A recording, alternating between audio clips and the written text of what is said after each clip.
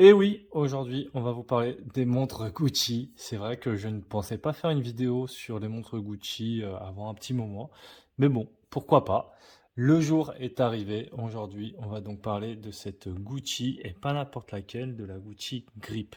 Alors, je précise rapidement que cette montre sera en vente sur le site l'atelierducalibre.com si jamais ça vous intéresse. Mais c'est pas pour autant que je vais essayer de la survendre ou quoi que ce soit. De toute façon, vous allez le voir.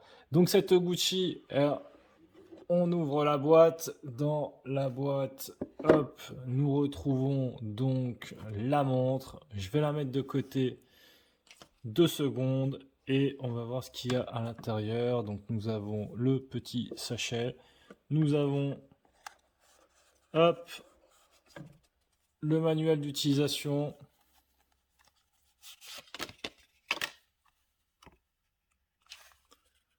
Aussi avec les différentes langues, etc. Bref, on va regarder ce qui nous intéresse, c'est-à-dire la montre.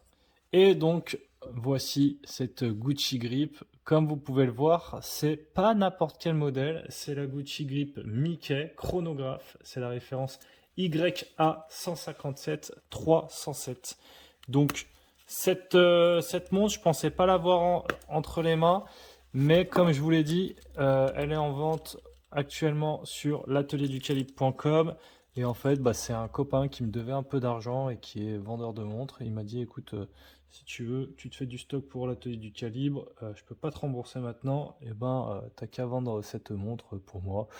Je lui ai dit, bon, pourquoi pas, elle est un peu rare, ça me permettra de parler d'une montre dont j'ai peu l'habitude de parler, et celle-ci, effectivement, la Mickey, est assez rare, donc pourquoi pas, si jamais vous voulez la trouver, le lien est en description.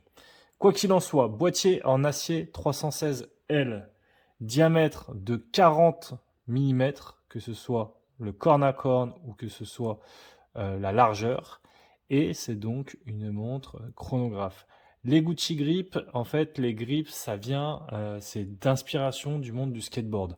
Alors personnellement, j'ai fait pas mal de skate, enfin j'ai fait pas mal de skate, j'en fais encore un peu, mais beaucoup moins.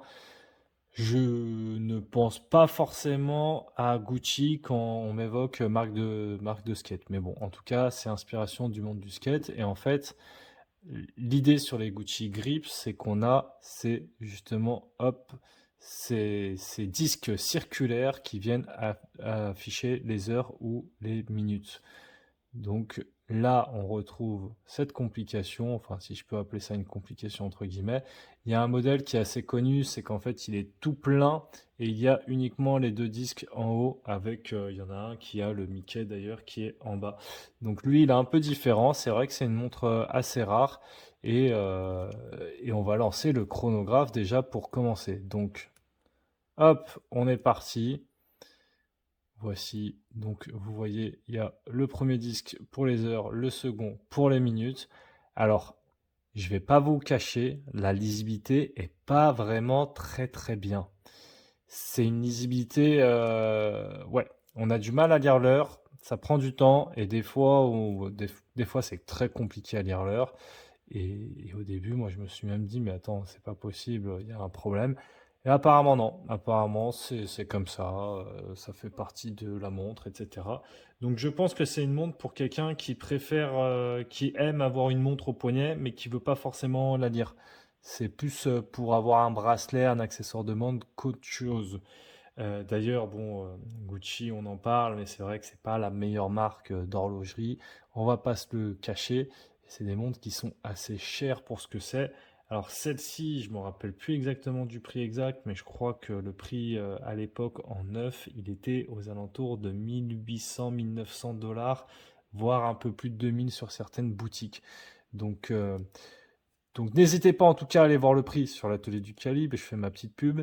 Mais pour moi, c'est vrai que le prix, en tout cas en boutique, je trouve qu'il y a des meilleurs rapports qualité-prix.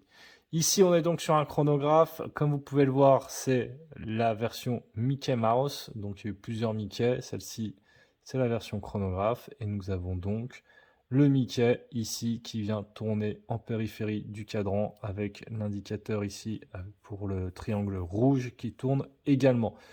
Bon, Je sais pas non plus trop à quoi ça sert ce chronographe parce qu'on a uniquement en fait la minute qui tourne, mais c'est tout. Et enfin la minute, la seconde qui tourne, mais c'est tout. Donc on a quand même un tachymètre, hein, vous voyez l'échelle tachymétrique, mais ouais. Donc on peut se servir de l'échelle tachymétrique, on peut se servir du chronomètre moins d'une minute, ou alors je suppose que les gens l'activent comme ça juste pour faire joli. Je sais qu'en fait, il y a pas mal de gens qui ont des montres chronographes et qui activent le chronographe sans forcément en fait être en train de se servir de la fonction chronographe. Donc bah, pour moi, ça use un peu, bah, que ce soit de la réserve de marche pour une montre mécanique ou des piles que pour une montre à quartz pour rien, mais bon, pourquoi pas. Voilà. On va revenir mettre le chronographe à 0. Hop, je le stoppe. Hop, je l'éteins. Et il y a une petite animation. C'est assez sympa, mais voilà. Je vous passe la montre au poignet pour vous montrer à quoi ça ressemble sur un poignet de 17. Franchement, c'est pas vilain, hein. Il y a quand même un style. Moi, j'aime bien. Je trouve ça assez rigolo avec le Mickey, etc. C'est vrai que c'est peut-être pas une montre que je porterais ou ouais, mais c'est vrai que je la trouve un petit peu chère par rapport à ce que c'est. Mais elle a un petit style et je comprends pourquoi ça se vend en fait, les Gucci, pour le côté image, etc., etc. Mais voilà, ne me faites pas dire ce que je n'ai pas dit. Ça reste des montres très élevées pour ce que c'est. D'ailleurs, ce que c'est, bah, à l'intérieur, c'est un mouvement quartz, comme vous avez pu le voir. C'est un quartz Ronda 5001. Il y a quand même un verre saphir. On a le fond de boîte avec les logos là, Gucci, etc. tout le long. Stainless steel, les différentes mentions. Donc on peut voir que c'est un fond qui est visiblement clipsé avec la mention Disney en bas. Donc là on peut pas se louper, hein. Il y a le logo sur le fond de boîte, il y a le logo sur le bracelet, il y a le logo de partout. D'ailleurs, le bracelet, il est assez cool, très sincèrement. Donc là, il y a encore le film plastique parce que vu que la montre est neuve et que je vais la mettre sur l'atelier du calibre, bah, j'ai laissé les plastiques, hein. Mais, euh, mais voilà, c'est vrai que la lisibilité, c'est pas top top. Je pense que c'est une montre, ça fera peut-être un heureux parce qu'elle est un peu compliquée à avoir, mais c'est peut-être pas la montre que j'irais recommander. Bon, je vends super bien mon site internet, mais vous voyez, au moins je suis honnête. Et de toute façon, j'avais dit au copain quand il m'a passé la montre, je lui ai dit écoute, je suis pas sûr que ça plaise. Il m'a dit si, si, t'inquiète, elle va se vendre. Apparemment, ça se vend bien. Donc pourquoi pas. On verra. En tout cas, n'hésitez pas à me dire ce que vous pensez. Vous voyez, il y a la couronne au milieu avec le bouton poussoir du chronographe en bas qui est en acier et celui du haut qui est recouvert de PVD jaune. Donc qui donne un peu un look champagne, doré, etc. Et d'ailleurs, je pense que c'est du PVD également sur cette bague en périphérie qui vient servir pour la fonction, entre guillemets, du chronographe. Allez, dites-moi ce que vous en pensez. Quoi qu'il en soit, je vous dis à la prochaine sur Monte ton calibre. Ciao.